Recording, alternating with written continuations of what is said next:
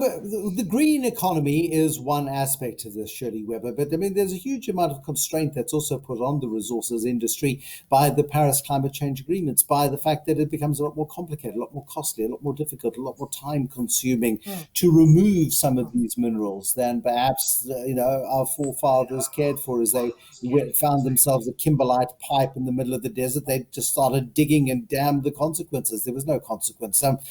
Today, this mining industry is a lot more complicated. Does it come with positives and negatives, or is this just an additional burden that falls on the mining industry? No, thanks, Bruce. I think it's actually, I think it's more to the positive side. It becomes a question of every company mining metal, oil and gas, even the trading side. Do we have the responsibility in ensuring that whatever we do, that we do leave a green footprint, back when we over and done with it. So, with the Paris Agreement, I mean, that's really because of the global response to the effect that climate change can actually have on our world. We all have to be responsible in the way that we look at, getting the minerals and metals, out from the ground. There cannot be exploitation anymore. It must be done responsibly. So what we've seen more and more in all the financials of all of the companies that we deal with, there's more transparency about what they are doing, with carbon emissions. Do they have an action plan for carbon emissions?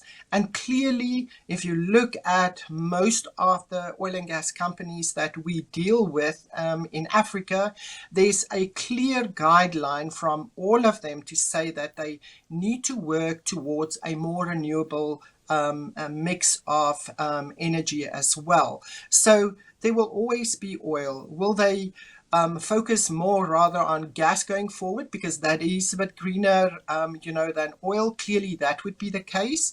But we've seen, even going down the line, many of the oil and gas companies are looking at the renewables, the wind, the solar, etc. as well. For me, the LNG discoveries, or the gas discoveries that led to LNG setups, for example, in Mozambique, etc., is actually quite positive, because all of the LNG, etc., can be used for energy, which in a way is much cleaner than many of the traditional fossil fuels that we've seen and that we've obviously are used to in Africa, because that's where we are in Africa. So there will always be a mix of type of energy sources that we'll have to use. However, if you go and look at all the European Union, some of the laws that they've brought into action, put guidelines down to make sure that renewable sources are becoming a more and more of an electricity source. That's things that we'll have to look at. We can't just do one specific type of funding anymore. It will be a mix, especially because of where we sit in Africa. There's water, there's coal, there's wind, there's solar. We'll have to do it differently.